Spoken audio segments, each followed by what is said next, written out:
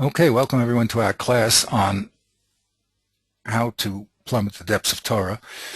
I decided I was going to break up the class into two parts. The first part we call the introduction, and the second part I'm going to call Inside Out. So the second part, called Inside Out, is we're actually going to handle the text. First, we just gave a broad overview of how the information is compressed and how it's expanded in a general way. And now, in this part, we're going to actually handle the sources right from the beginning, from the Torah, and hopefully outward to the Mishnah, Gemara, to the Halacha. Okay, so I call this course Media, Message, and Meaning. Okay, the media is the Torah. Hashem decided that he was going to relate to the people that he created in the universe. He was going to use it by this means of the media of the written word. The message is the message that he wrote there. However, the message has to be understood, and that's why we need the meaning of the message, because as I mentioned, he says in the Torah, Hashem says, put totafos beinenecho. What are totafos? What do they look like? Where is beinenecho? So it's an absolute necessity that the Kodesh Baruch Hu gave us with this written message the tools to plummet the meaning of that message. And those tools are what we call Torah Shabbat Peh, which includes the Mishnah and the various laws that govern learning, like Kal V'chomer B'Yinav, which we'll touch upon, B'ezrat Hashem. So this part I called Inside Out. What did I call Reaching the Source? This picture, by the way, if you see it, is Mayin Shiloach. That's the source of the water of Yerushalayim, the old city. That's where David HaMelech entered into the Jebusite city.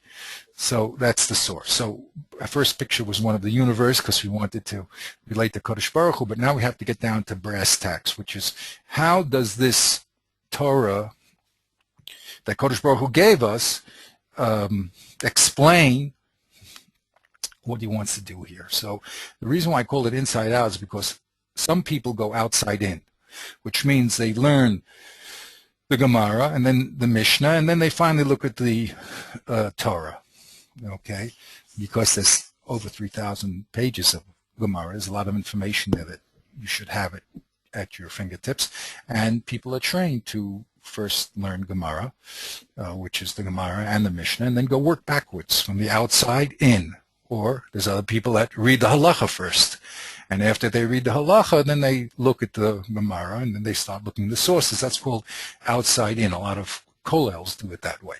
But what we'd like to do is go from the inside out, which is to start in the Chumash itself, look at what it says, and then see where the Torah Shabbat Peh will fill in the needed information to go from a general statement to a practical reality, because all the Torah is about doing in this world.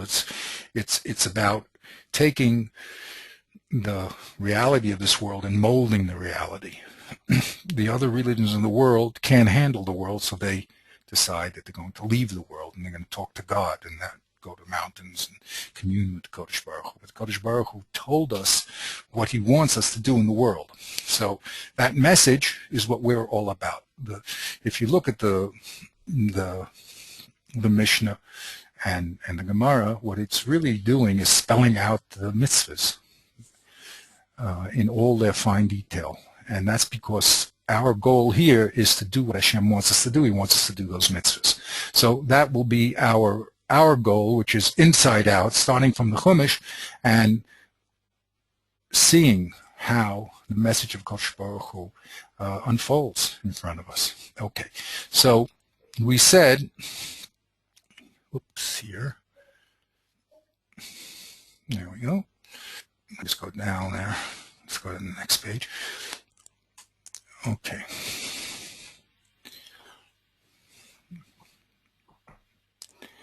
Now, here I identified 6 levels, what I call 6 levels of Peshat. That's what we're going to deal with. We're going to, of course, in this class start, although I said in the last class I wanted to go over the last level, at least briefly, but I decided that much better, much more meaning if we really start from the beginning, now that you know the general breakdown. But what I did in writing this little overview is I defined 6 levels, what I call 6 levels of Peshat. The first, the beginning of all Torah learning is the Torah itself, the Chumash itself.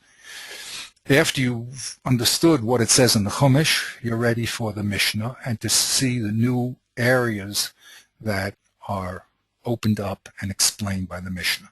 After that, the Mishnah generally talks in cases and laws, and the Gemara fills in the source, because we don't know how to link the Mishnah back to the Torah necessarily.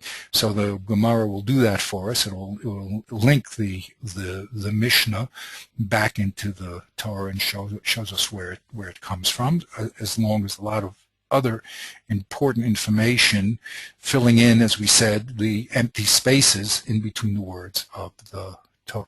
Then the Mishnah is usually cases and laws. The Talmud, the Mishnah's case and laws. The Gemara usually is the factor in the source in the Mishnah, and compares Mishnah to Mishnah and solves problems from one Mishnah to the next, and also brings us the source.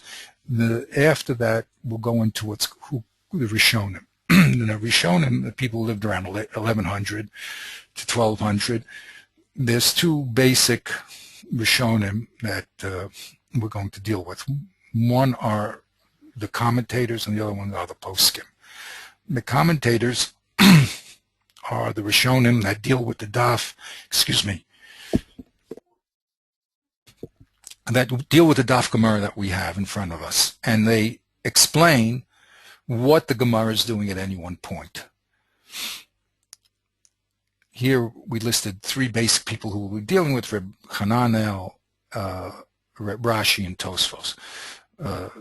Whereas Reb Hananel and Rashi are on the daf, Tosfos is going to take the whole Torah Shabbat Peh as one unit and ask kashas or ask difficulties from one place to the next. Rashi and Rabbi Hananel are located explaining what's local. Usually, again, these are broad strokes, but Tosfos is looking at this Gemara that we're doing in juxtaposition to all the other statements in the Gemara. That's what he does for us. Now, the other set of Rishonim that we're going to deal with are more concentrated on the halacha. So the Rif also follows the Seder of the Gemara, but he makes an abridged version of the Gemara, which basically cuts out the give and take and concentrates on the halacha, the conclusions of the Gemara. As we said, with the Rambam, he goes a radical step, and he abandons the whole Gemara completely, and he rewrites what he calls the Mishnah Torah. He rewrites the whole Torah Shabbat Peh in his codified system called the Mishnah Torah. Okay, so that was a very, very big move. A lot of people were very virulent against that, because he went from inside out, is the name of our little commentary is called, and he decided he was going to explain everything, re-explain everything again. So most of the work with the Rambam is trying to get him back to the source. In other words, the people that write on the Rambam tries to show us where his conclusions come from. I mean, we know where the Rif's conclusions come from because he's following the format of the Mishnah and the Gemara, but the Rambam changes the whole format, so we need people to help us relink him to the sources. Okay. We have the Ramah and he just happens to be very interesting in this piece. There's a lot of other Rishonim. We just aren't going to use him. He's also going to deal with the practical halacha here, although again he's going to be brought by the Ran, which is basically a commentary on the Rif.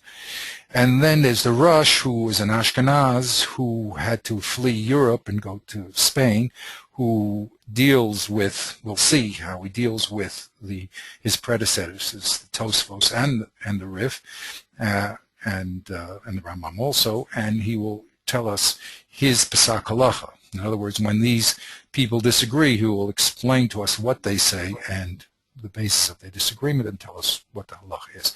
After this stage,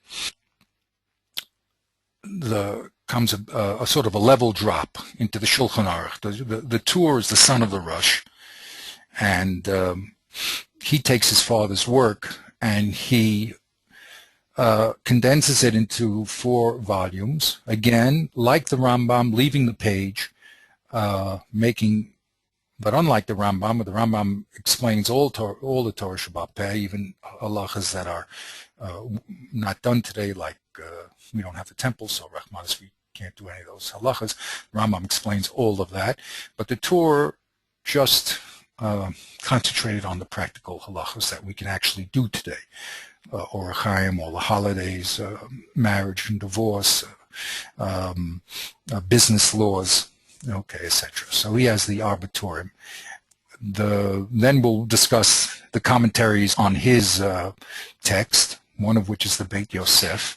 The Beit Yosef of Yosef Cairo, who lives in Eretz Yisrael, writes commentary on the Tur, on the Rambam, and then he writes his Shulchan Aruch that we know of today, of the base Yosef Shulchan Aruch of Yosef Cairo.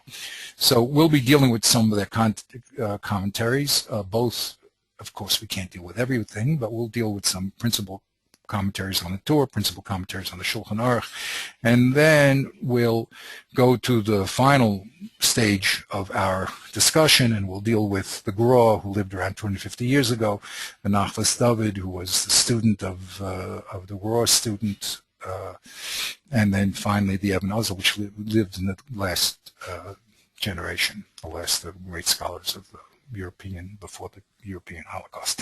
So, of course, there's people talking today, and there's a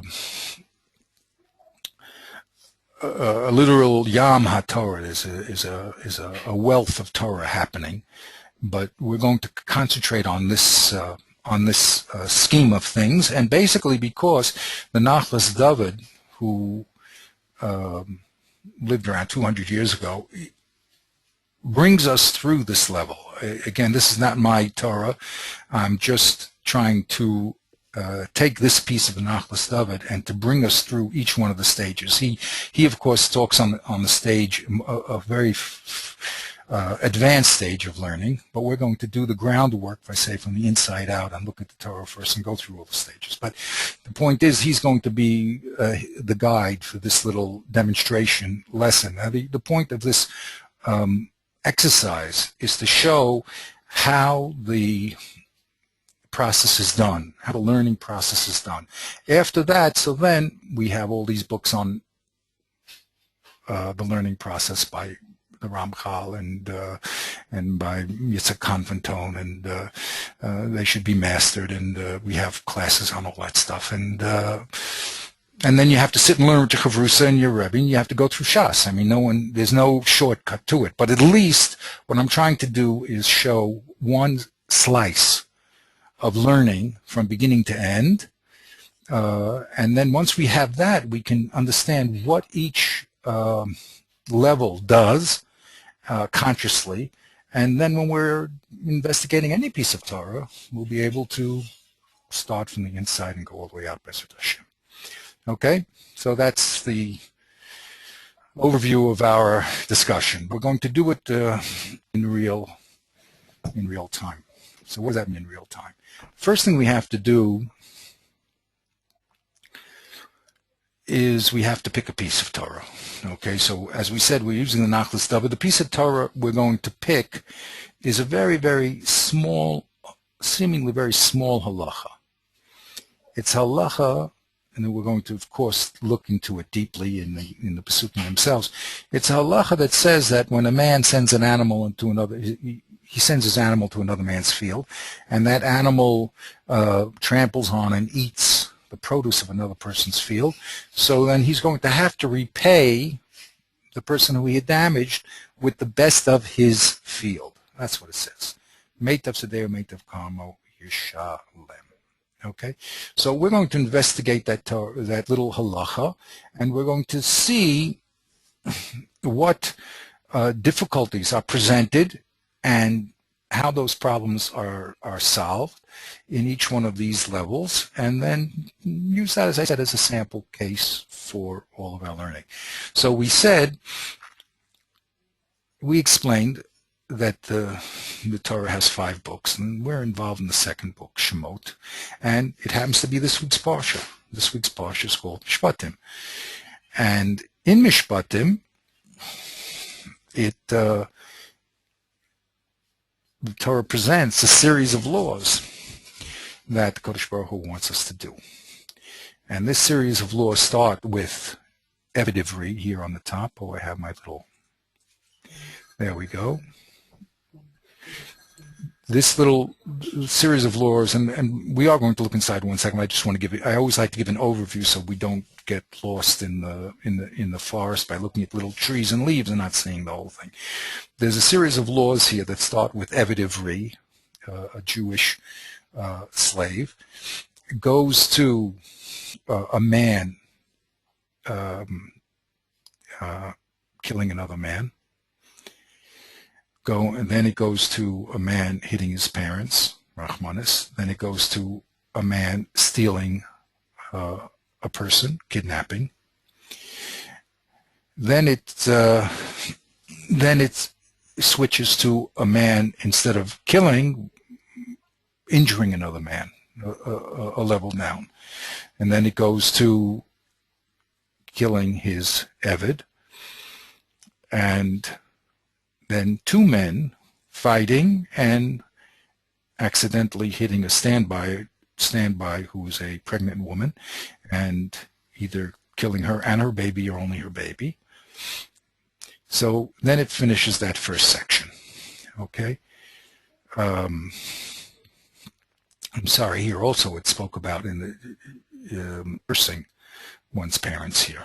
Okay, so that finishes the section of what we call man the damager.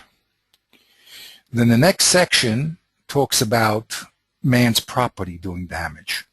So we have here his ox goring and killing another man. Okay, and then his ox killing another ox, and then his ox trampling on another man's property. After that, it talks about a man digging a pit,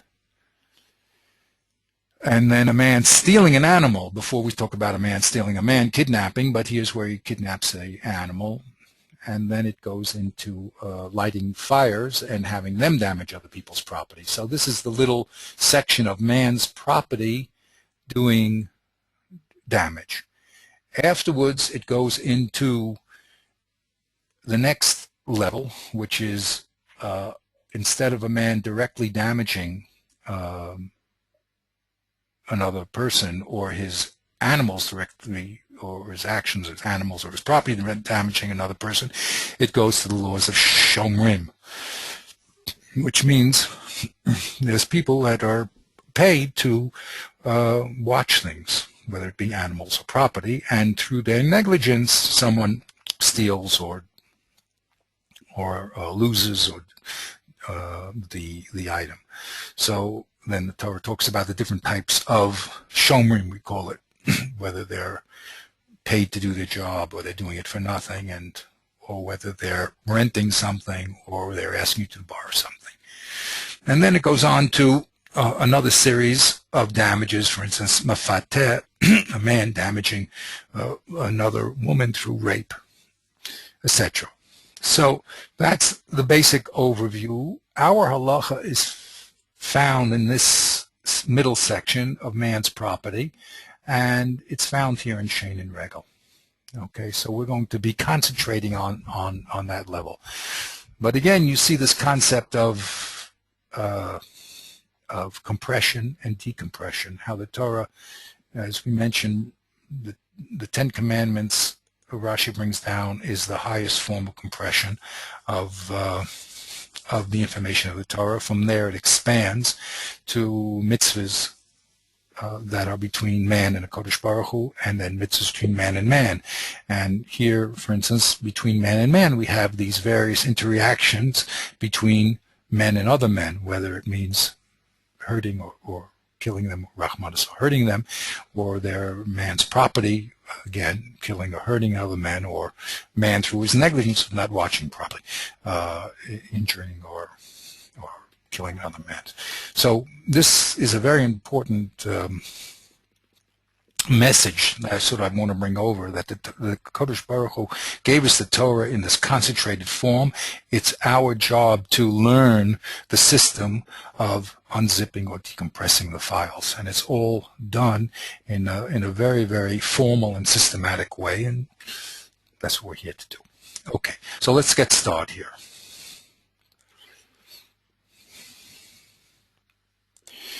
Okay, I have my son singing this. I'm not going to put you through the 6 minutes of singing the Chumash, but this is what the text, okay, this is what the text looks like, even with a modification. The Goyim, when they printed of course, our Torah doesn't have any, as we mentioned, doesn't have any periods or stops or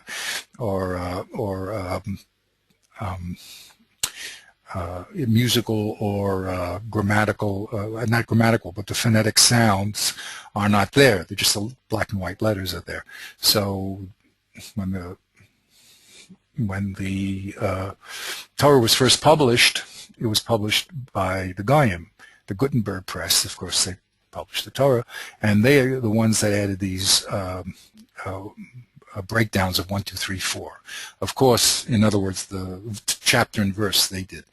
Of course, the cantorial trop was always Torah Shabbat Peh, and that system was put into the written text here as long with the vowelation. So that's added, all added here. But we're going to take this text, which starts Ve'elu Mishpatim Asher Tosim Lefnehem, and we're going to look at it in a little bit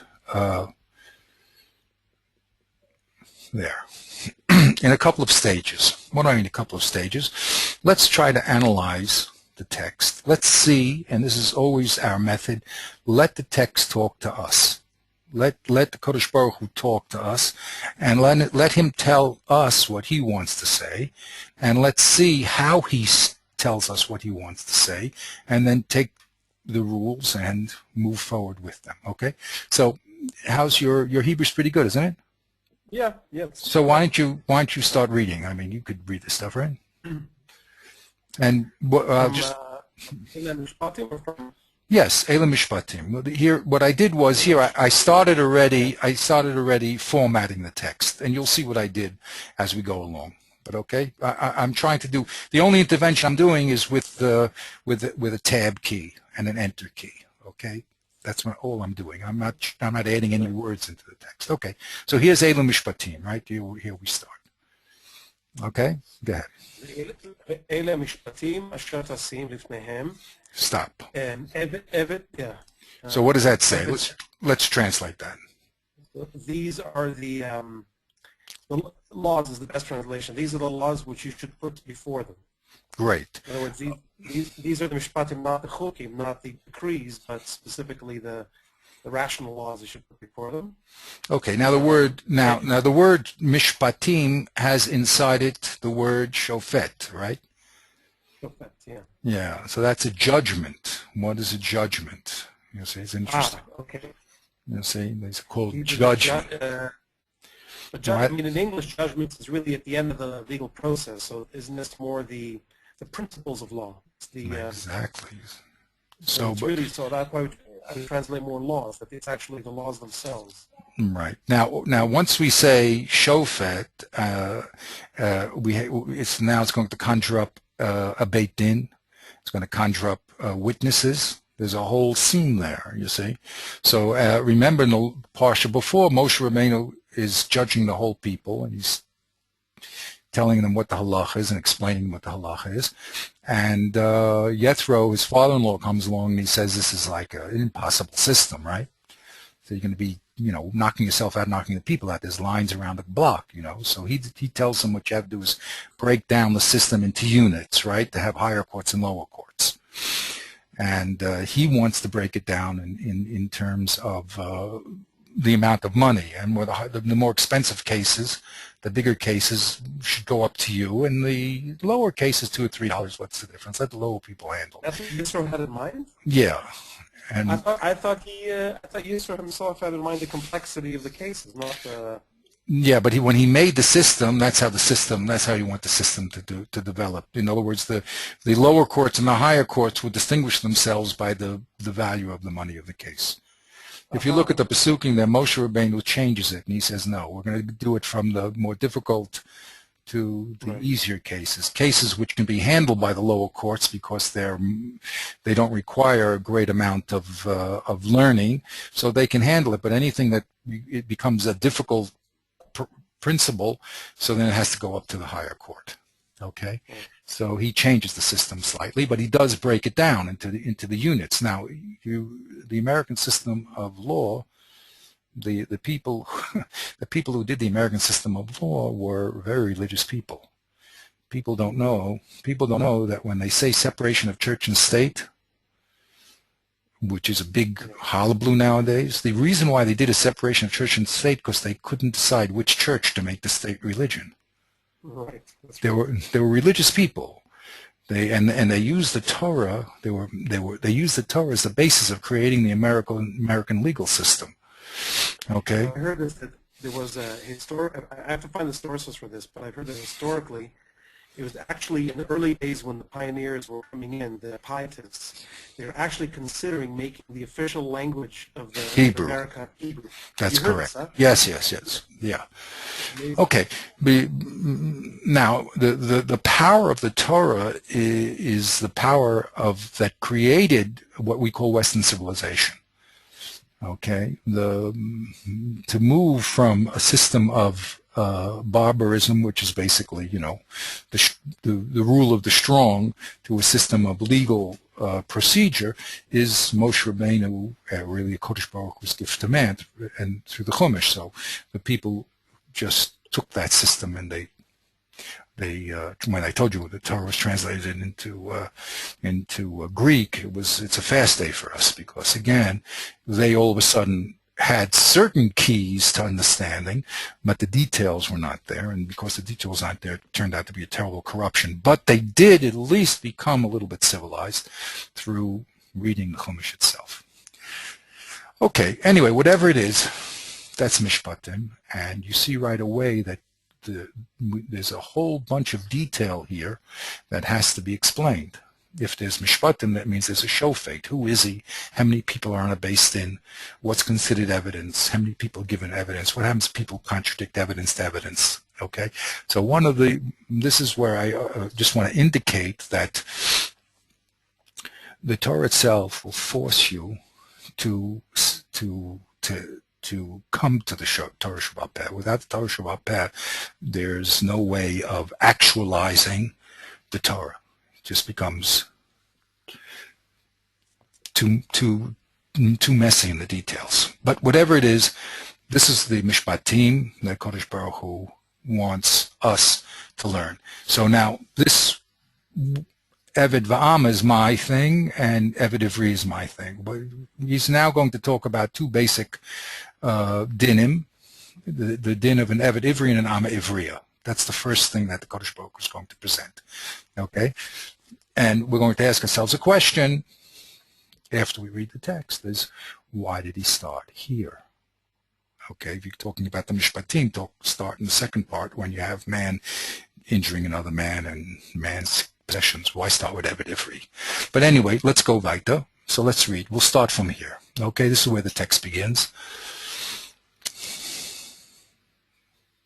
You're on. You want me to read? Yeah, I want you to read. Yeah. So, כי תקנא עבד עברי, 6 שנים יעבוד. Okay. ובשבט יצא לחופשי חינם. Okay. Ubeshiv'at, I should have actually put the, that would have been better in there, but okay. Ubeshvi'it Yotzei Chofshi Chinam. In the 7th year. Okay, so what's the first din? So when you buy, or if you buy a Hebrew slave, if you acquire a Hebrew slave, Right. he should work for you for 6 years, and on the 7th year, he should go out gratis. Right. Okay. Free without any obligation. Well, not, what does it mean? Chinam means without, in other words, he doesn't owe you anything, right? Or you don't owe him anything. Well, no, Chinam could go either way, right? Right. In other words, after the maximum sentence, again, Torah Shabbat Peh, who are we talking about? What type of Eved? I wrote Eved Ivri. How do I know it's an Eved Ivri? Okay? It just, it does say Eved Ivri. I'm sorry. It says Eved Ivri right here. So we know we're talking about an Eved Ivri, right? Okay? How did he become an Eved Ivri? Did he sell himself to become an Eved Ivri? You can't just grab a person off the street and say, you're my Eved. We deal with a system of law here, and it says here tikaneh, you bought him as an eved ivri, so he must have either sold himself or someone else sold him. Where did that whole process come from? So again, this is where we need Torah Shabbat Peh. Okay, without Torah Shabbat Peh, you just have to dream about what are all the details. Okay, but Torah Shabbat Peh will explain to us this particular eved ivri was actually sold by the Beis Din. He stole money, and he didn't have money to pay back, so he had to sell himself in order to pay back his debt. So the longest period that a person can stay in servitude to pay off his debt is 6 years. Okay, that's the longest period that he can do. And in the 7th year, then that Shemitah, then he gets liberated, and he doesn't have to pay any remaining obligation that he has to the master. Okay, again, let's see, go a little further. אם בגפו יבוא, בגפו יצא. Okay. אם בעל אישה הוא, ויצא אשתו עמו. If it becomes with his own body, in other words, with his own person, he comes alone, but he should leave alone. But if he comes as a married man, his wife should go out with him. Right. When he becomes freed, in other words. Exactly. That's interesting. So does that mean that his wife is also indentured into slavery during that period? Excellent question. Excellent question. So again, Torah Shabbat Peh, they learn from here that the wife has to be supported by the master. When he gets this eved ivri, if the eved ivri is married, not only does he have to support the eved ivri, but he has to support the wife. Is he obliged to work for the master? That's a good question. I don't know the answer to that. I don't think so. I don't think so. I think he just has to support her. Again, in Torah Shabbat Peh, it says if you kona an eved, you kona eved, kona rabo. Right. When you acquire an eved in Jewish law, you acquire a master. Why? If you have one pillow, you have to give it to the eved. So it has nothing to do, again, with the popular concept of slavery that we hear about in the United States. Although they did read the Chumash, they didn't know what they were talking about, as usual. So their abuse of the word, and that's why we have a fast day, led to whatever they considered to slavery to be. But in Jewish law, this person is working off a debt. That's why they call him an indentured servant, and his honor is so important that it's even, as I said, one pillow, it goes to the eved, and it says when you acquire an eved, you acquire a master. You have to be nicer to him than you are to yourself. So we shouldn't get any misinterpretations here. But again, if you don't have Torah Shabbat Peh, you just read the raw text. So here's a few dinim. Okay, so let's go here with the next law. Im Adonav ייתן לו אישה, so if his master gives him a wife, right, וילדה לו בנים או בנות, and she becomes pregnant and gives him sons or daughters, האישה וילדיה תהיה לאדוניה. So the woman and her children will, I guess, they will belong to the master. והוא יצא בגפו, but he nevertheless will go out free. He himself. Right. So we see two different cases, when he comes in with a wife and when his master gives him a wife, okay? And the difference is that when he has a wife, so then he goes out with his wife, but if he's given a wife from the master, then he loses the wife and the children. Okay. Why did I put these spaces between these two units here? They're all if-then statements. No? They're the consequences. On the right hand are the conditions. And then on the left hand is the consequences. Right. Now the Or rather consequence. Go ahead. not the consequence, but what should be the halacha. In other words, the prescription is on the left hand, and the situation is on the right hand. Let's say that maybe. Or I would say the case is on the right hand and the law is on the left hand. Okay? So we see already that the Torah is expressing itself in case and law. Mm-hmm. Okay? In case and law. That's why I'm just using the the tab here. But that's an important thing to see when we hear the Torah read, or if we even read the Torah, because we don't visualize it. So it's hard to hold these things in our heads. Now, of course, people who are masters of the text deal with it in their head. As I told you, when you ask a kid nowadays to do 3 times 4, he pulls out his calculator, but we had it in our head. So people in the past generations, of course, and people today too, who are serious scholars, have the Torah in their heads. Rabbi Nevensohl in the Old City, I don't know if you know him, but he used to read, he davens Fasik and sunrise every day. So, and he used to be the Balkore.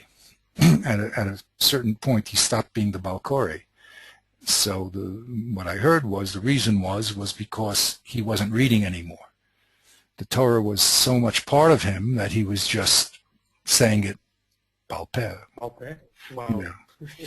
So the people who are handling at that level, so they don't have a problem of seeing the words in their proper case and law. But for us who hear things and don't collate, don't grab them properly, so that's why I'm doing this, what I call it visual logic, because when you do this visually on a page, so then you begin to see very clearly how the Torah is expressing itself. Okay, so we learned over here, first of all, that the Torah speaks in terms of case and law. Okay, also it turns in terms of klal uprat. First it talks about here ki tiknei eved ivri. It tells us the general law of sheish shanim yavod, right?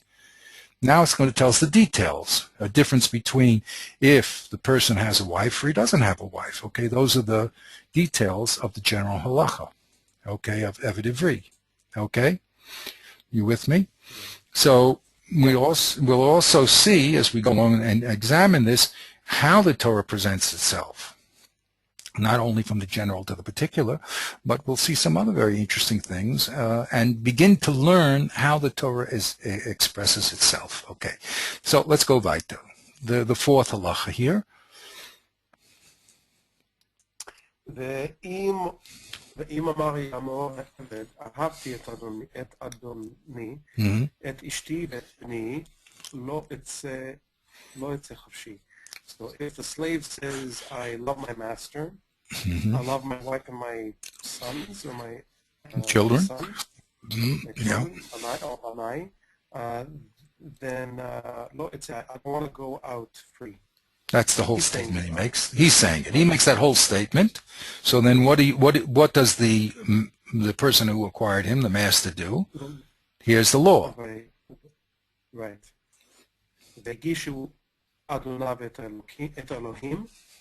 Now in this case, Elohim means here. Yeah, exactly. It means the judges. Okay. Right. Again, how many judges? You have to know, Torah, how many judges? More than one here. Right. Okay. Okay. Yes. So they'll bring him to the door, or el mezuzah, or to the doorpost. ורצה אדוניו את אוזנו במרצה, ועבדו לעולם. So then he will bore a hole through his ear with an awl, and he will be his slave forever, for his lifetime. Right. And really, Leolam, we're going to learn again, Torah Shabbat Peh means till the 50th year, the Yovel. Oh, to the Yovel, right. Yeah. Now, you'll learn that again, Torah Shabbat Peh. You can't, from the text, you would know. Leolam is, you translate it correct, is forever and ever. That's it. Okay? Yeah. But we have to learn another principle, that the Torah, and here's a very important principle, the Torah is a complete unit, and the links from one place to the other will amplify the halacha in another place. Okay, so for instance, this whole idea of beis din, we're going to have to link to other places to know how a beis din is created. Or la'olam, we're going to have to link to other places to see what le'olam means, or forever means. Okay, so the Torah explains itself through this linkage. It's a complete unit. So although we're reading this particular unit, this unit has to be seen in relationship to the other parts of the Torah. Okay, and that's again Torah Shabbat Peh will explain to us those links and how the information moves from one place to the next. It's really a three-dimensional unit. It's a web. It really is a network, a three-dimensional network, where cases are explained by other cases, and also where cases interact with other cases. By which I mean that what you read here can be modified by other pasukim in other places. Okay, so you have to always start with what it means is what it says here, and then you have to see this in context of other places, like for instance the word le'olam, which the Torah Shabbat Peh would tell us is only to the Yovel. So how do we know that? Is Torah Shabbat Peh. We have to go to the Gemara and to see how that works. Okay, very good. This little mark here is a stuma. Mentioned that the stuma, as opposed to pesucha, is a break which doesn't extend to the end of the line. Okay, it's spaces that interrupt the text but don't go to the end of the line. The petuch goes to the end of the line. And when we finish a unit, like we did here with the Eved Ivri, so we see the stuma, but it's not a whole unit, so we don't see the pesucha. So let's go to the next unit. What does the next unit talk about? So I wrote this word in Hebrew, ama. It's going to talk about now. We're going to talk about the Am Ivriya. Okay, how does a woman become a servant, a slave? Okay, all right. So let's see how that works. Now notice also we went from the man to the woman. Okay, we don't have these problems in the Torah of who's first and who's second. In the world they have a lot of problems with it, but the Torah tells us the seder of things: the man, then the woman. Okay, could have started with the woman first, but it doesn't. Start with the man first, which means the man is supposed to be first. It's very interesting, you know, in Adam Rishon, when he was created, he was, his face, one side of his face was a man, and the back side of his face was a woman. Did you ever hear that? So the Gemara, the Gemara asks, so how did they walk? Right. Right? Which way did they go? Well, yeah. So the Gemara says, Mistavra, they went the way that the man went. You see, it means it's reasonable to assume that the man took the lead.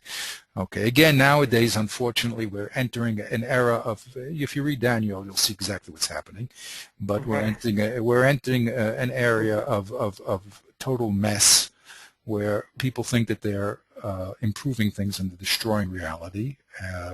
But our job is to understand how Torah organizes information and ideas and reality, and then to understand how that makes much more sense than other possibilities.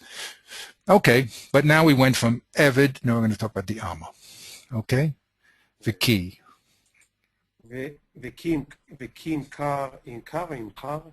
Yimkor. Yimkor, yeah. כי ימכור איש את ביתו לאמה, לא תצא ketzet ha'abdim. So Okay. when a man sells his daughter as a maidservant, Mm-hmm. she will not go out in the way that slaves go out.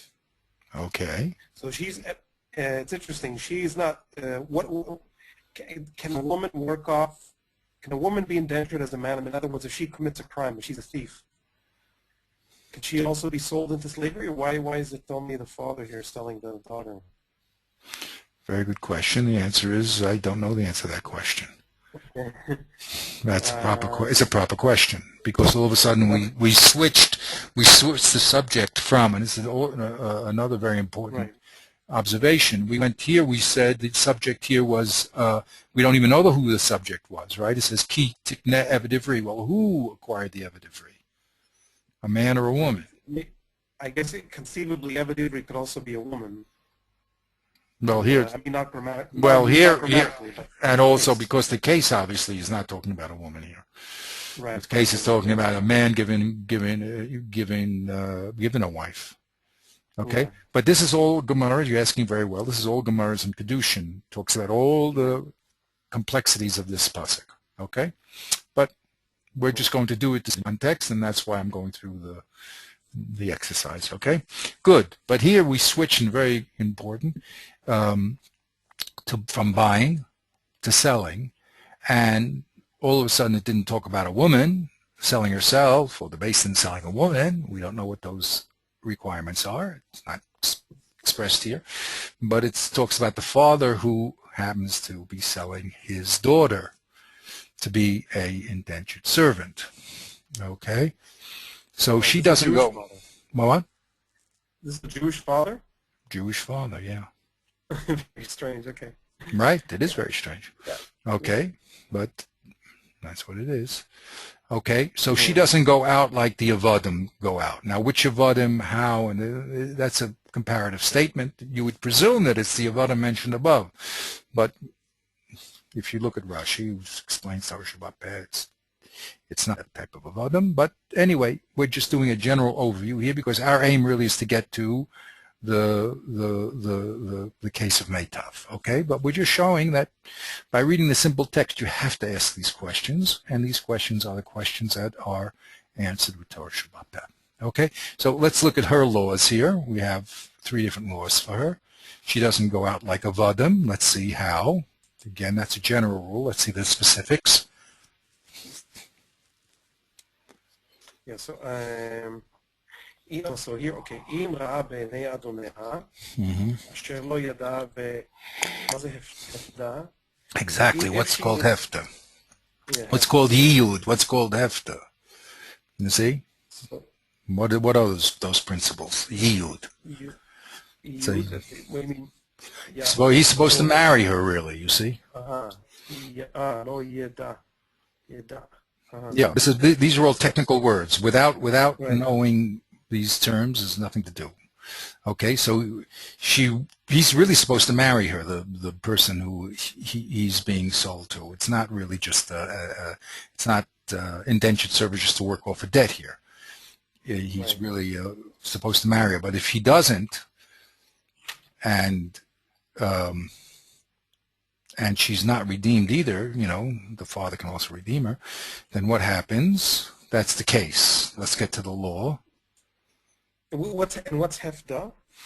Poda, she's not redeemed by the father. She can be bought back by. In other words, she could pay the money to the owner, and get his daughter back. Pedia liftot, to liftot. Okay. Yeah. So if she's not redeemed and she's not married, so the new master is told. Here's the halacha. That's the case. So he's told לעם נוכרי לא יומשל למכירה בבגדו בה. Yeah, he's bogus. So he should not. Mm-hmm. So he should not be selling. He should not sell it to a non-Jew. Mm-hmm. Mm-hmm. Because that would be what does that mean? that would be called boged. It's called a betrayal. He's betraying her by selling her to He's betraying her by not marrying her, basically. Or by Yeah, exactly. By not marrying her, and then or by selling it to a guy, and we'll have to understand what Peshat is. I don't know. I don't understand. I don't know the Peshat, but that's what it says. Wait, no, but it's saying La'am Nochei Lo he should not sell He her. can't sell it to a guy Yeah, because he has betrayed her. Why is he betrayed her? Because he didn't marry her. He was supposed to marry her. right, Okay, beside that. right. Now he has some other. Wait, Yeah, go ahead, it's please. it's saying he can't. It's categorical. He can't sell her to a goy. That's right. He can't. So really, okay, bivgadol. I mean, just Mm-hmm. strictly speaking, bivgadol just means that in the event that he's betraying her, which means that he is, letting her go. If he would be selling her, I don't know if Yeah. betrayal means that he's not marrying her, or Right. betrayal means that it would be a betrayal to sell it to a guy. But I don't know. I don't know which one of the two, what's Peshat here. Well, grammatically, it just makes sense. The second one makes more sense because he's doing it. Bivgadol bas. He's already doing. What was his begida? His begida was that he didn't marry her, right? Right. It's a Yeah. strong word for that. Yeah. Right. Okay. Ve'im livno, ve'im livno yadna. What's yadna again? It means to marry. So yiyud is a type of marriage what comes with when the father has a right to sell his daughter into this relationship. Then the person who acquires the daughter is supposed to really marry her. It's supposed to be a way of the daughter getting married, right? So either him or you'll see that his son can also marry her, right? We'll see in 1 second. Iyud is marriage for this relationship. It's what kind of marriage is it? It's Marriage. Well, you'll see in 1 second. I mean it's not kedushin. It's not. Yes, it is. It is. It's kedushin completely. Yeah? She becomes his total. Yeah. She becomes a total Okay. wife. Okay. So if he doesn't marry her off to his son, kimishpat habanot. No. Ve'im livno yadena. If he does marry, Oh, if it's he does marry. Right. mm-hmm. Right. He passes her on to his son, Mm-hmm. and her son marries her. He should do to her like the law that pertains to all daughters, I guess. Exactly. Any Jewish girl. Right. Im acheret yikach lo, and if he takes for himself another wife again. No, I think. Assuming this is what. No. If not him or his son, but someone else marries her now. Im acheret, but is that feminine? Im acheret yikach lo. Oh. Acheret is the woman. Oh, im acheret yikach lo. Yeah, it's not im acheret. It's not You're something right. else. You're right. What does that mean? I don't know. Anyway. I have to look So into. im acheret. Yeah. So If he takes someone else to himself. yeah, that sounds like he's taking on another wife, or at least. Yes, that's what it looks like. It looks like it. Yeah. You're right. So, shara, suta, ve'amata, lo yikra. These are rights. These are legal very rights good. that she has. Yeah, in other words, if he does marry her and then he marries someone else, I think. Right. And So then he doesn't want to pay so much attention to the first one. Exactly. He So cannot diminish her support, her clothing, Right. and living with her. Right. Okay. Conjugal rights. Yeah. Conjugal rights, right. Right.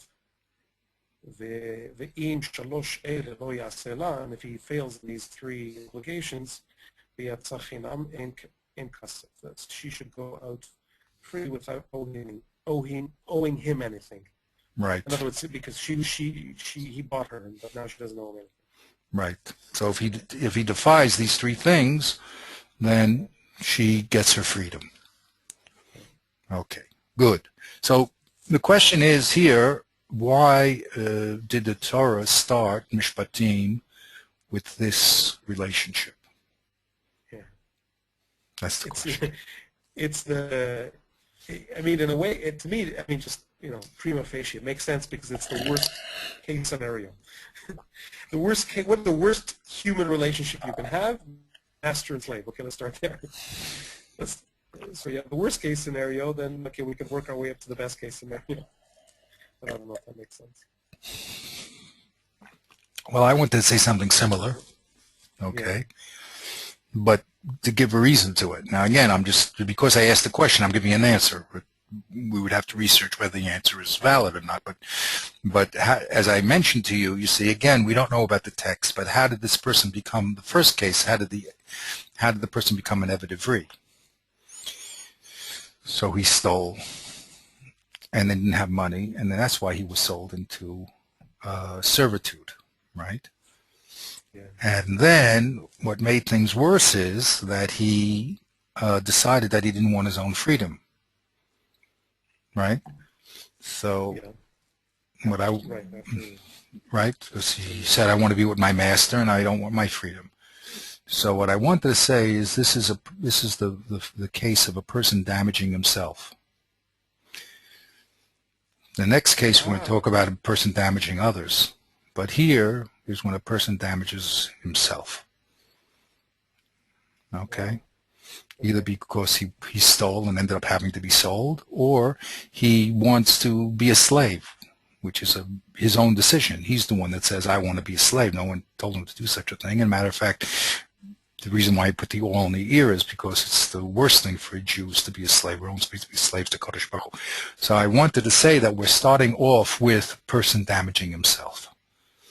Okay, that's the Evet Ivri. And then we talked about the Evet Ivri, so we talked about the female part, okay, which is the father damaging his own daughter. But what I'm presenting here as a possibility is this whole part is about damages.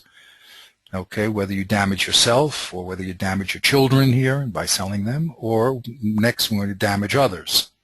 Okay, but that's what I wanted to present. I've seen this. We'll see it here also, but I've seen it also in the halacha, that which follows. I believe this Chumash attitude is where you start from the inside out.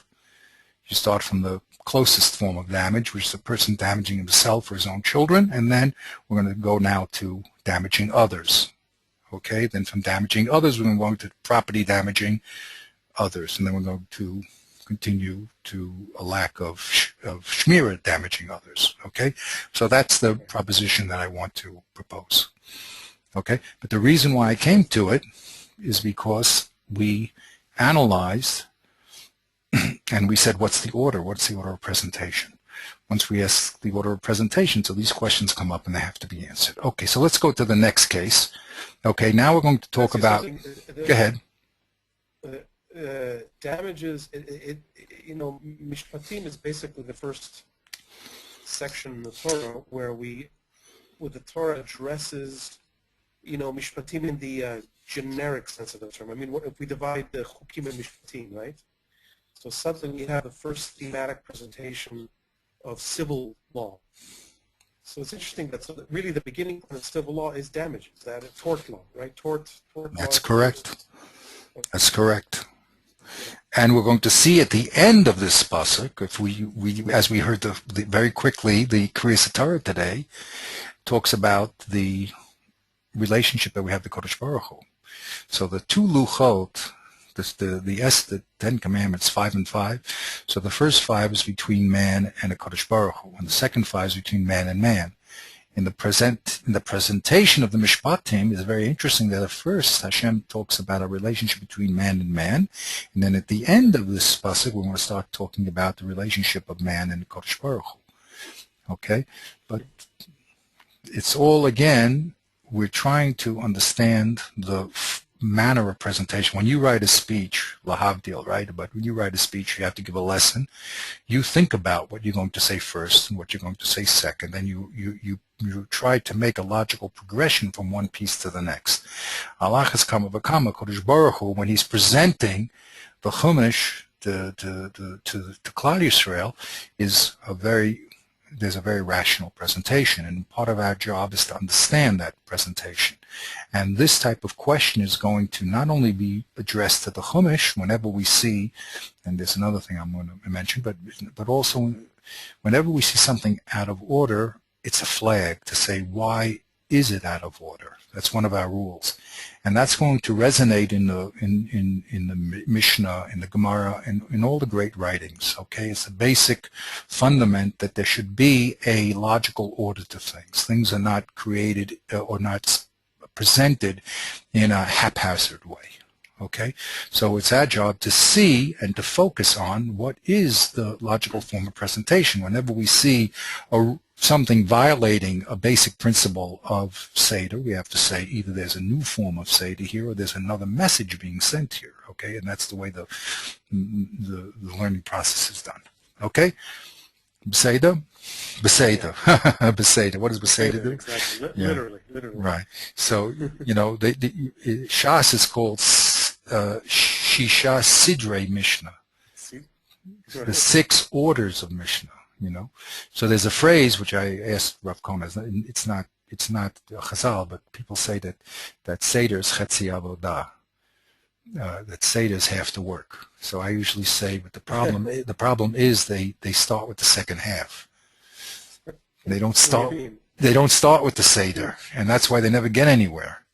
It's not only Seder is Chetzi, it's not only Seder Chetzi Avodah, it's the first part of your Avodah, not the second. If you try to do it second, then you end up. But anyway, so here it's a very important thing to see, and by doing this thing called, you know, what I do here, it makes you able to focus on these type of things, which is what is the Seder of presentation? What is the connection of the ideas? Do they follow a logical flow?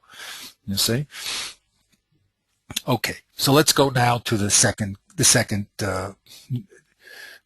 unit here, because we have after this unit too, the first little unit ended with the Evet Ivri, with a stuma, and the second unit ended with the Ama Ivriya with a stuma, and now we're going to go to the third section. So let's read it. This is my little kishkushim up here, my little comments, but let's just read the text itself first. Maka ish or makeh or maka? I think it's makeh. Maka ish v'met mot yumat. If somebody hits another man, he should die also. Or if somebody hits a man and that man dies, that person who hit should die. He will die. Right. Now we don't know.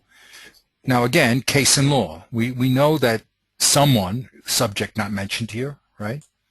You immediately say anyone, but we don't know who is doing the makeh here, right? Correct? We don't know who is the assailant, but we know who is the victim. Well, who's the assailant here? What do you mean who's? You mean who? Who's hitting? Is it a man or a woman or what? Exactly. Is it a man, a woman, a child? Right? I see. Is it a Cohen, a Levi? Is it an Evet Ivri? Okay. So we don't know the assailant. We know the victim. Correct? Right. Now, does that imply that the assailant is the most generic type of assailant, or? So all the way down, I'm just, giving you a sneak preview of what happens in the future here. It's all one Torah, you see. Here's a pasuk in Ve'ikra, you see? And as I told you, the Torah is all one unit. Here it says, Ve'ish ki yakeh kol nefesh adam mos humas.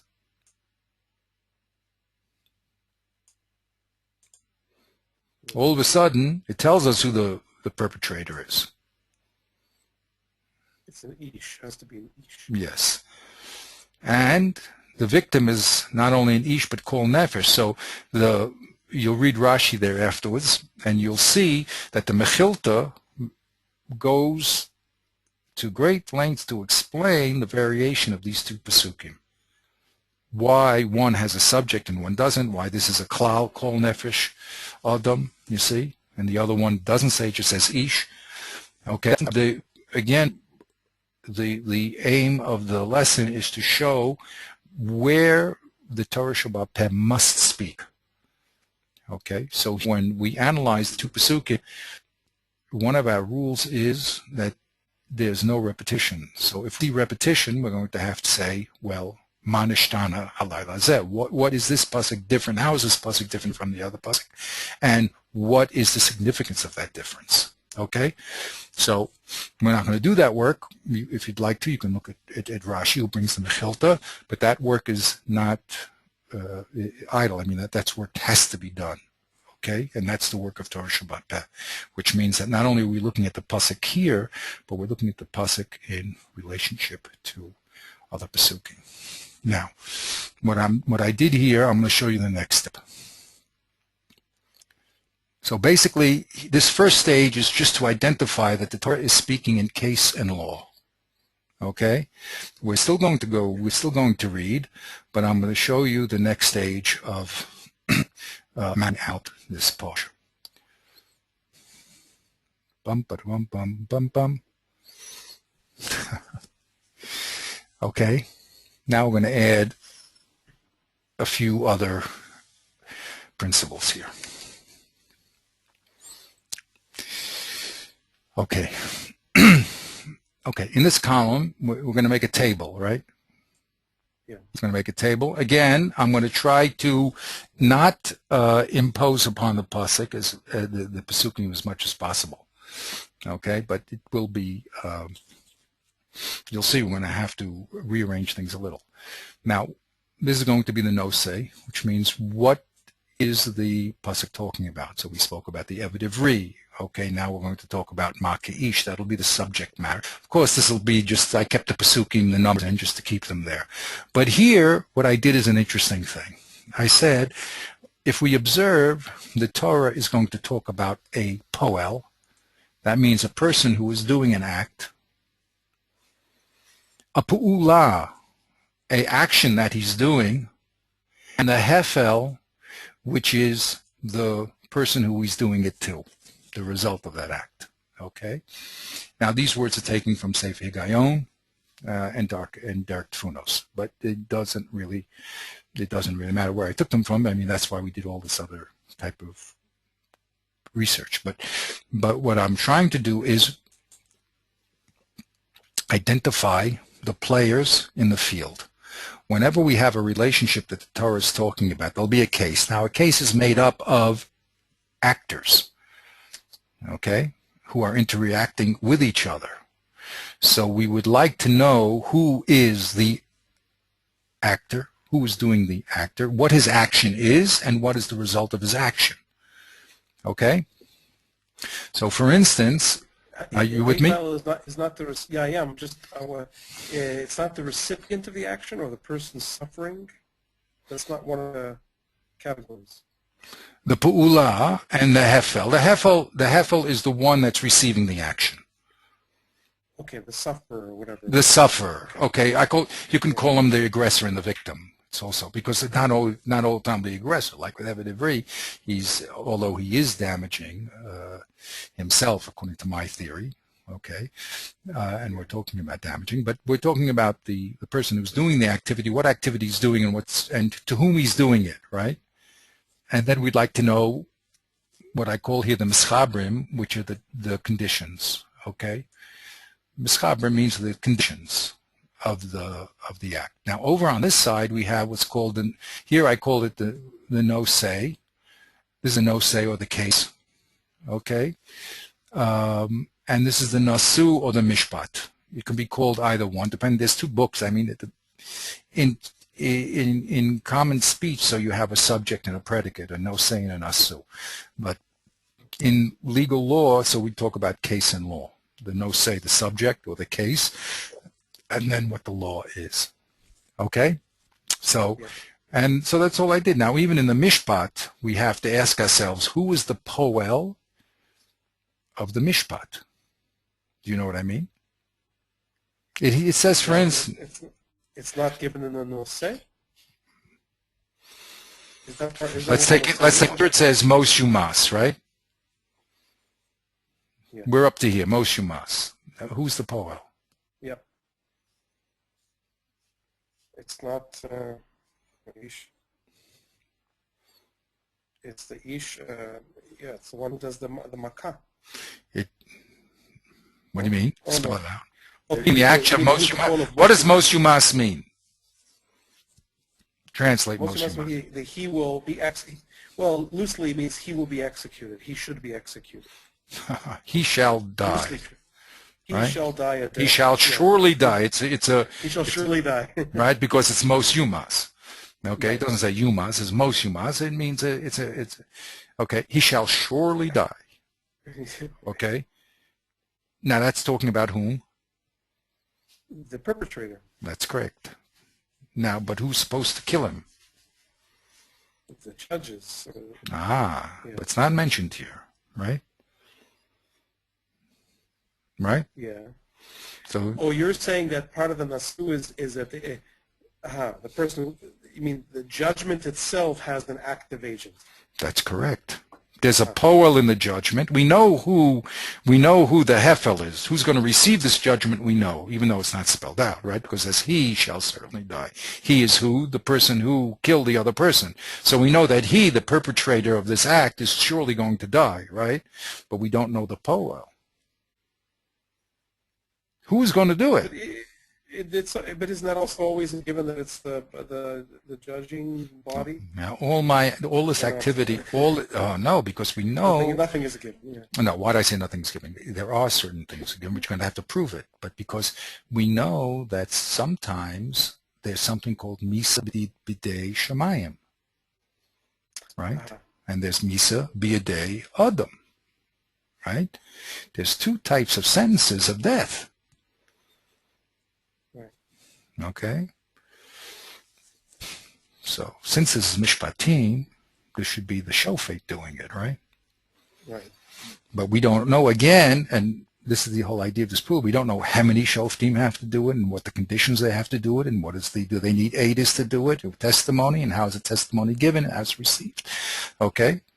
So that's the whole, this is the whole idea of this presentation, is to realize where the text demands that we have Torah Shabbat Peh. It's an absolute demand. It's not something nice. It's not like, I now want to make a nice little commentary about what Hashem has to say. It's a hechrach. If you don't have Torah Shabbat Peh, then you can't do this. You don't know what it means. And whatever anyone says it means, that's what it means. I could say it means from Hashem. You could say it means by a Beis Din. I could say it's a Beis Din of 72, 23, 3, 5. How many people are in a Beis Din? How do you make a Beis Din? How do we take evidence? You see? So that's the idea of this lesson, that it's the Torah Shebechtav demands the Torah Shabbat Peh. Without it, it's a useless document. And the proof is, look what the Goyim do. Can I ask you? Yeah, go ahead. It's a good. Actually, it's funny. I happen to be reading Martin Luther lately, and what you're saying completely applies to his writing because he's all about getting rid of tradition, and I mean that's his pretense. I mean, he's horrible. He's a horrible man, but his whole approach to Torah is, it will speak to me, it will tell me clearly what it wants, which is nonsense. Which is nonsense. It right. is. It's you're exactly absolutely right. I mean that's why he that's why he gave himself license to such exactly to do whatever he wants. Now the Torah is me. That's all. Yeah, exactly. The Torah is whatever I want. That's fine. Can I ask you, other than kares, kares is the one type of death that is given out, minashmaim, right? Yes. So, is there anything other than that? Isn't it always the body of judges that give the sentence? No. When it says most yumas, it always means. No, it definitely means to the legal system here. This is the mishpatim. These are the mishpatim that I'm going to give lifneihem. Lifnei who? The Jewish people? Right. And the proof is that when a Kodesh Baruch does use B'dei Shemayim in this section, I'll just again slip further on there. He happens to say, when it comes to the Almana, that I'll take care of them. Mashma, that you're taking care of them. Right. You see? Right. That's the other, right, so that's the other. By the way, when he says that, does that mean there's no, when the punishment comes from, yeah. Right. So when the punishment comes from Kadosh Baruch Hu, does that mean there is no process of law? or does it mean that there has been a It process? depends. Of law, Depends. It and the judges depends. have decided Usually, this is usually something- better person. It's usually better when a person gets makos or even rahmanas nisa in this world than there's a kapara. You know, it's always better to get punished in this world, because the punishment in this world is a kapara, even death. Then it's a kapara. But if even a person's death is a kapara if he does it in Shemayim. But it's better that the person can clean up whatever he has to clean up in this world than No, to but I'm asking a technical. than to have Hashem table. What I'm Yeah, asking go ahead. What? I'm asking a technical question. If this is mishpatim, so it suggests that all of these are cases that are brought before a court of law.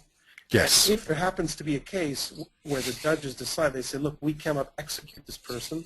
The execution required here is mina shamayim. But does that mean that nevertheless the case has gone through, and part of that judgment is, okay, we're handing him over now to the Eibishter? Or does it mean that, no, there is no mishpat here? It's, this is a case that from beginning to end is God's handling it. See what I'm saying? It's a technical question. It's a question of procedure, legal procedure. I can't answer the question. Okay. I mean, I can't answer it responsibly. I can't. It's a good question. Okay. Okay, so now my point here is to have us focus on a poel, a person who's doing an activity, to identify him, to identify his activity, to identify the person who is receiving this activity, and then we'll look at the mishpatim, okay? And again, this is only a way so that we'll be, when we see that the Torah doesn't tell us who the poel is or the hefel is, so when I have a question, that's all, okay? And these are the things that these questions are the things that the Torah Shabbat Peh is going to have to explain to us, okay? Even like the question you're answering, we're going to have source. The Ramchal, by the way, if I could sum up his work, it's all about statement and source. Okay, he describes, which eventually we'll have to get into it, but he describes the sources, which are the foundations of truth. What is the foundation of something we call truth? Okay, things from natural observation to Masara. Okay, but he goes to a very extensive explanation. It's something very important that I think you could read. You can read the Ramchal as we did in Derek Tfunos. It's one of his very, very important sections. So here, to summarize the Ramchal is basically talking about statement and proof. Now we have to know what's considered proof, but we have to have the statement. We have to know where the statement begins, where it ends, and then we have to have a proof to fill in the missing parts. Okay, and that proof is going to have to be either in context here or in Star Shabbat Peh or some other context from another place.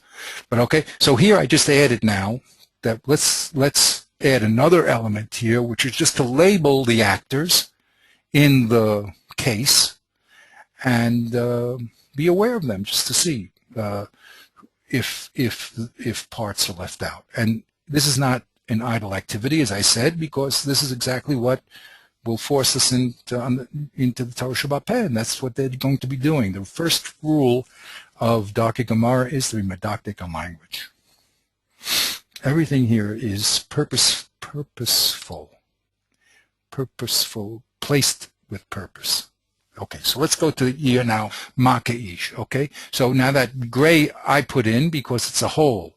It doesn't tell us who. This is what we just did. It just says Maknes. So we don't know who the poel is, okay?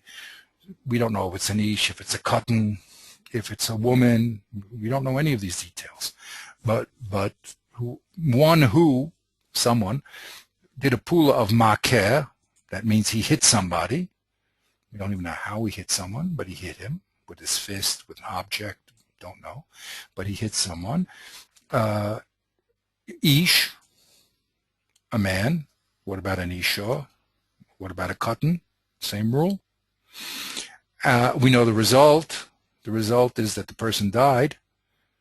And then we said, here's the law. So we have the case, and here's the law, and we said, who's the poel of the law? We know the result, that he's going to die, and we want to know who is the poel, and what type of ul is it? Is it, there's various ways that people can be, the Beis Din can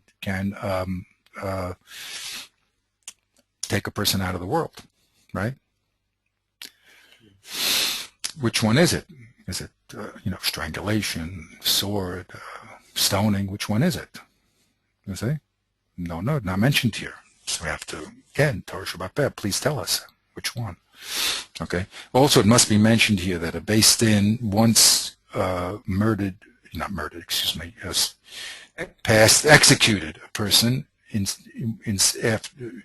were one Beis Din in 70 years did it, and they were called a murderous Beis Din. In other words, if you look at the actual laws of execution in Torah, again, Torah Shabbat Peh, it's practically impossible to convict someone of murder. It's practically impossible. In reality, every way that the Beis Din can figure out not to do an execution is done. Okay, so as opposed to what people reading the Chumash, it seems everyone, just throw him, kill him, murder him, get rid of him. Okay, so there it is. There's Makayeshim. Now, let's read the next part of the pasuk. So now I'm just putting it in this context. Again, leaving the words, but I'm putting it in the context. More of the case. Okay, what's the next part here? Vasher. So it says Makayeshim meis mos yumas. Now it says, go ahead. Wait, this is a different, what is this? Oh, now, this is the Pesukim again. This is what I want to tell you. But all I did is I put it in a reshet. I put it in a table. But it's the Pesukim that goes from right to left. Anything that I added, I put in gray. Okay, so we're going to read the Pesukim here. Okay. And the reason why I colored these things in is because I want to notice in the person who is the victim, you notice the victim is going to change here. From Ish to Aviv Imo, to Ish to Aviv Mo, to Ish Esre'ehu, to Eved, to Ish Hara. You see, that's the victims. The hula is going to change from Makkah to Ganav to Makalel. So I just wanted to have them in a nice line so I could watch which one of these three elements, or actually four elements, change. Is it the poel that's going to change, the pa'ula, or the hefel? And then once I can see that, I'm going to ask myself, well, why did it change the poel or the pa'ula here? You see? You got my idea? Yeah. So I'm just reading the Pesukim, but I just put it in this table so that I'll be able to say to myself every time, well, okay, who's doing the activity? What is the activity? Who's the result of the activity? And what are the right. Okay, we're calling them stopper. So now this is now a second case. Let's read it first. Let's always read. Let's see what it says. This is the second pasuk, though. So okay. First pasuk said, "Machish meish mos yumas." Yeah, right. Yes. So makeh ve'asher. So this is now qualification, I guess. Exactly.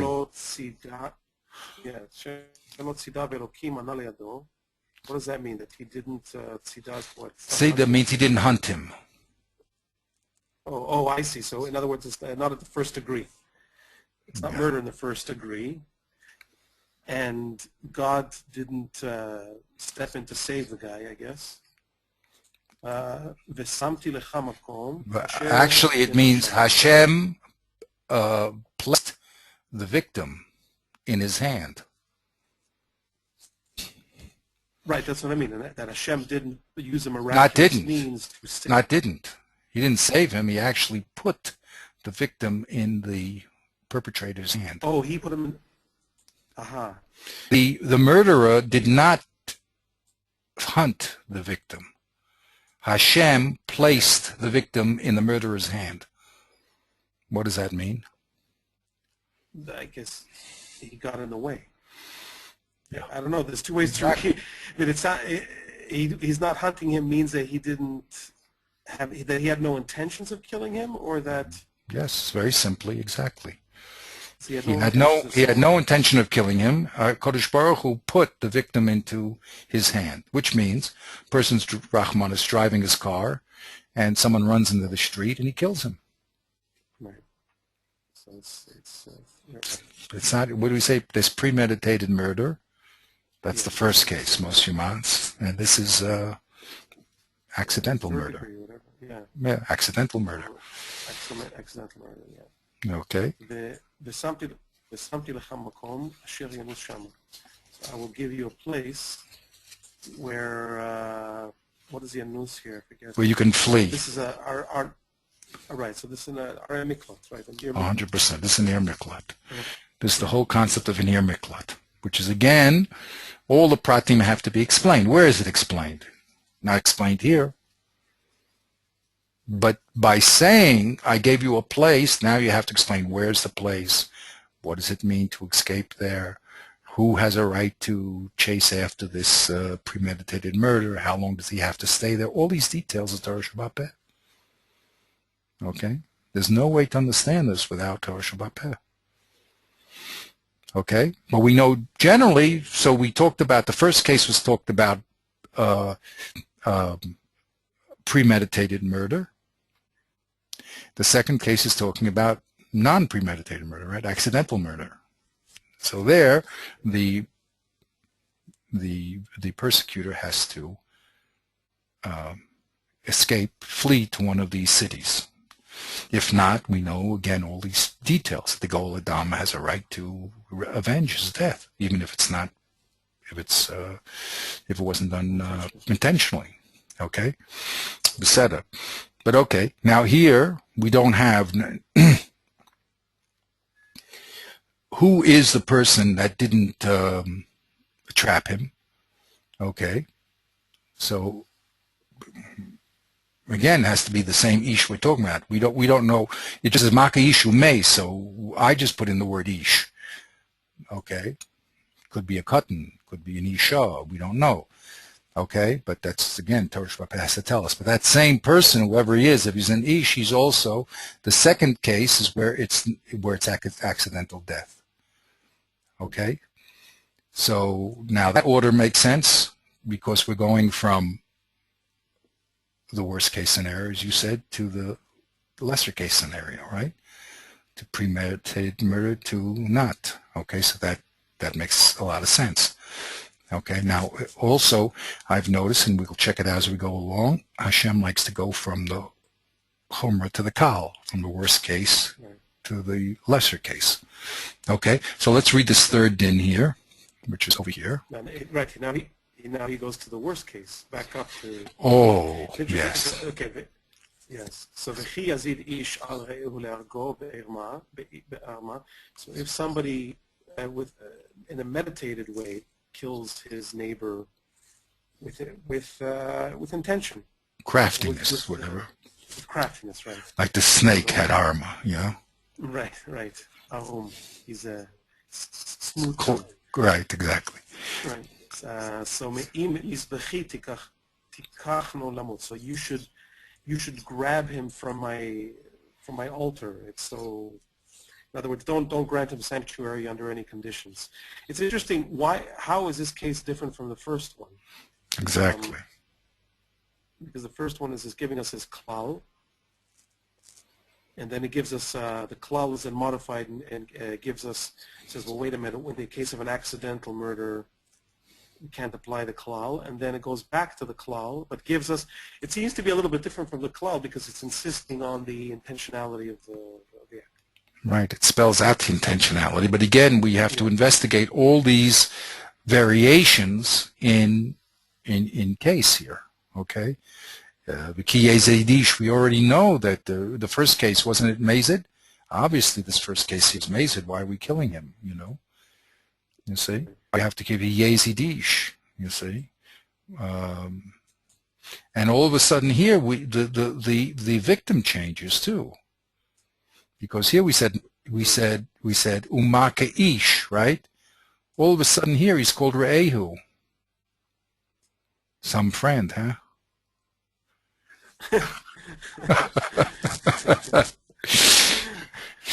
Okay. But it's not that. It's more general than that, I think. It's not exactly. Re'ehu is probably going to be a miyut. Who's not a Re'ehu? Yeah. Who's not a Re'ehu? Right. Yeah. You know, this is probably a non-Jew, you see. Yeah. Oh, yeah? Yeah, probably. Usually the Re'ehu re'ehu, is v'ahavta kamocha, no, it's after re'echa kamocha. Who's your re'echa? It's usually another Jew. Maybe this would not right. apply to killing a goy. I don't want to say anything publicly that could be, nowadays everyone listens to everyone, and all of a sudden I have a gigantic Right. scandal here. So I don't know. Right. I don't know. But I'm just saying. Again, we're being medactic on the shinui lashon. There's a set of 7 rules that he says in Dr. Gemara when you're learning what you should do. The first rule is always medactic and lashon. But one of the minor rules, the following rules, is called shinui lashon.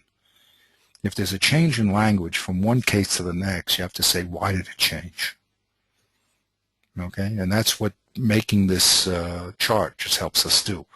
It has us focus on why is the change. Here the victim was called Ish, and here the victim is called Re'ehu. Okay?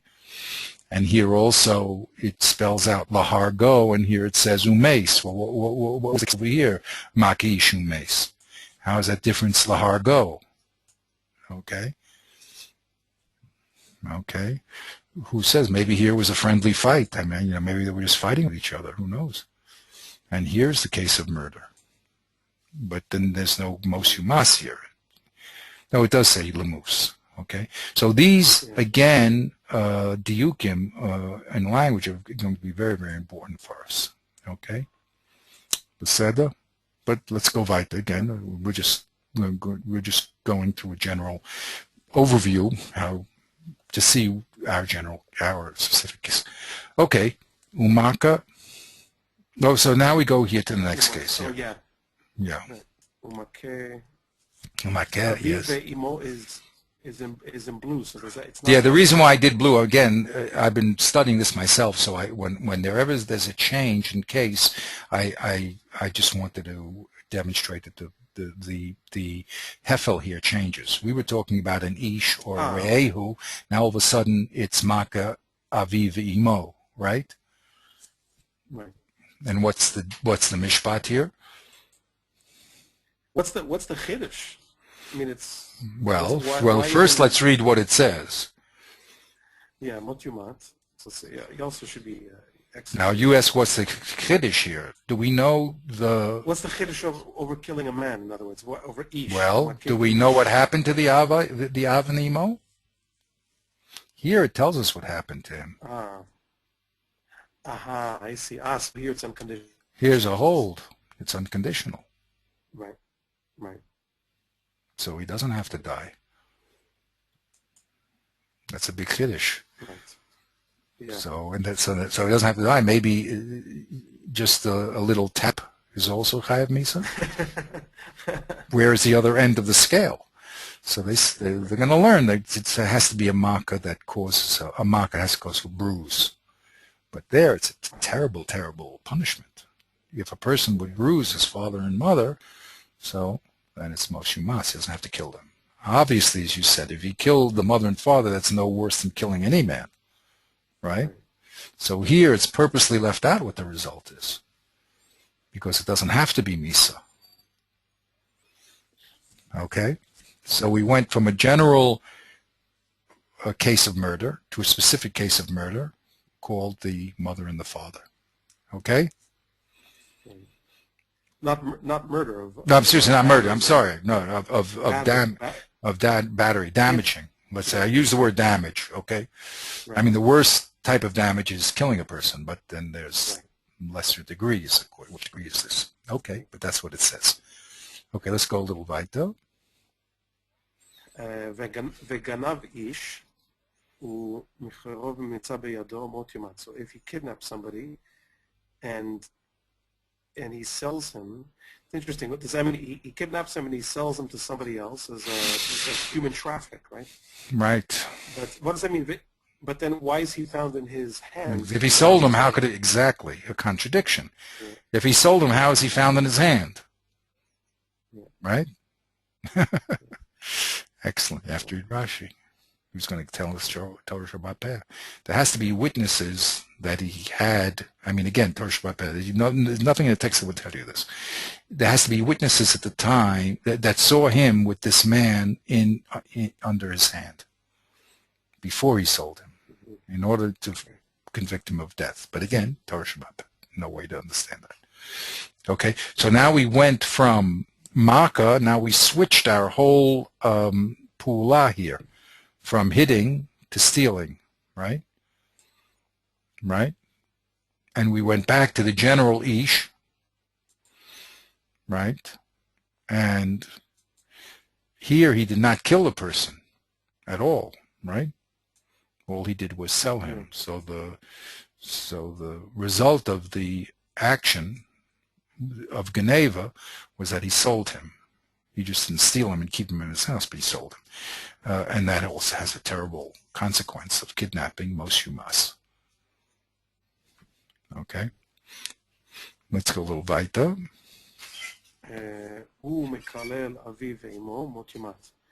So if he curses his parents, then he also deserves to be executed.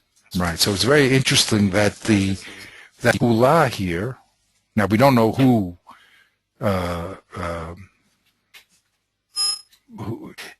cursings, I wrote no bat, you see. We don't know who did the cursing. Well, it has to be, it says his father or mother, so it has to be the ben or the bat does it, right?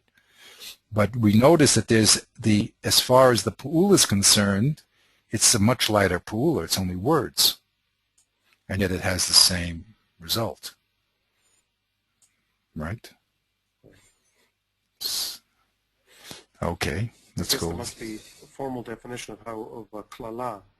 Yes, 100%. If he just gets upset one day and then, right. Okay. Does he have to say Hashem's name? Again, all these details must be spelled out.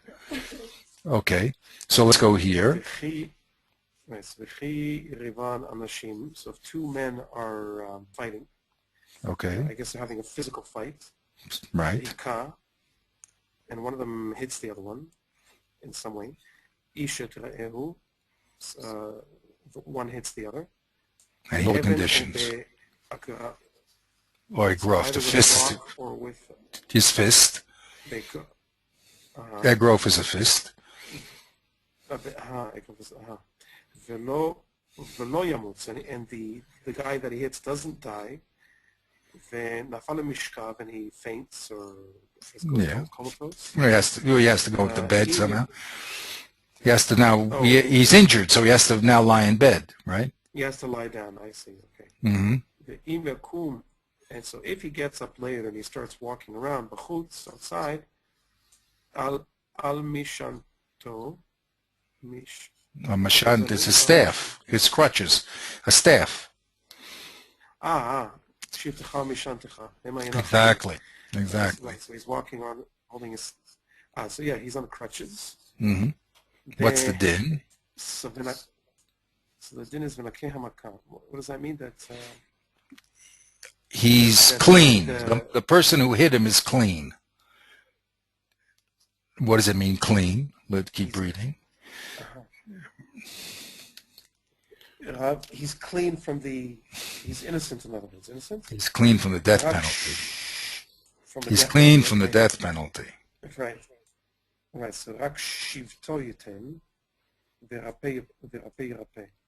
So he should only, what is shivto? His shevet, his Shabbos, the guy's loss of work. I see. So he should pay him for his...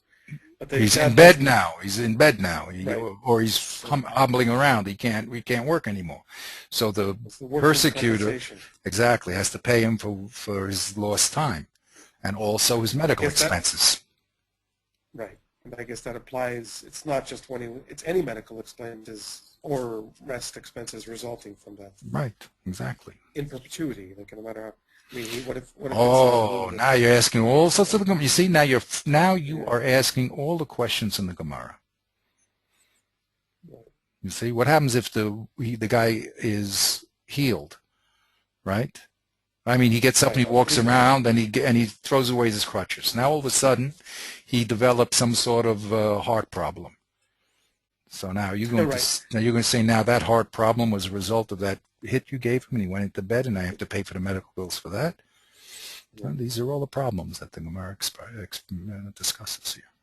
You must discuss the details, because again, Torah is practical religion. That means it has to be practiced. It has to come down to dollars and cents. You see, it's not just it's not a philosophy. Love your neighbor as yourself, as Hillel said, and all the rest is commentary. All that commentary, if you don't have it, you can't love your neighbor as yourself. I mean, it doesn't work. It's not just a theory. It has to be in dollars and cents. What does that mean? So here, we have to, that's where Torah Shabbat comes in. But notice what changed in this level here. First of all, we changed to two people fighting now, you see? Before, we had one perpetrator and one victim, right? Right. Now we have two people fighting with each other. So they're each fighting with each other. It's not a poor guy walking the street, all of a sudden someone bops them in the head. Now the two people are actively engaged in a fight. So now they're called shutfim, they're partners in it. And one hits the other one, and he has now to be responsible. Okay, so maybe what we'll do here, anyway, we'll stop. Okay, we'll do another class on this. Yeah. No, okay. What I want to do is do another class. If you're going to stop, that's fine. Yeah. Yeah. No, I'm going to stop here. But you understand what my aim is here. I'll send you this. The point is again to have us concentrate on the flow of information, and to see what we can observe, at least, about this flow of information. And when we see a flow doesn't make sense, then we're going to ask ourselves a question. Okay, this doesn't make logical sense as far as the Seder is concerned, okay? But we have to understand, how does the Torah present its information? Over here, an eye for an eye, tooth for a tooth. It says, ayin tachas ayin, shein tachas shein, yad tachas yad, regel tachas regel. What's the order there? Yeah.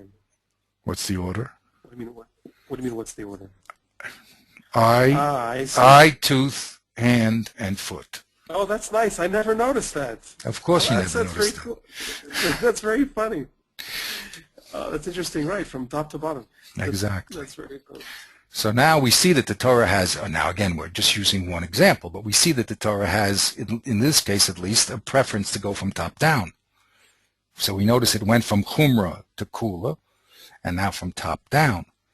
Okay, so now we have... This must be related to what somebody once told me. He said that in the medical profession, the amount that the patient hates the doctor is directly relative to how high up in the body the doctor treats you. Wow. So everybody hates dentists. Like a dentist, everybody can't stand, right? But foot doctors, everybody loves. Right. Because it's all down your foot. You know, you don't mind being handled on your feet. But if you're talking about your eyes or your mouth or your ears, that's already, you know. Or the brain is the worst, right? Right. Although the heart is pretty bad. But okay. Anyway, whatever it is, the point is here we're trying to observe. I tell people, I make a pun. We're called observant Jews. The beginning of learning is observation. The beginning of learning is observation. Okay? So when we see that, let our observation take us as far as it can go, and then we have to then appeal to Mishnah, Gemara, Rishonim to fill in those places where we see there's a gap in our information, or as we see a contradiction. Okay? Beseder. So we'll continue on this role, on this movement, okay, until we get to our case, which is going to be all in here, okay, when we get to Meitav Sedehu, and then we'll slowly go from the inside out. Okay.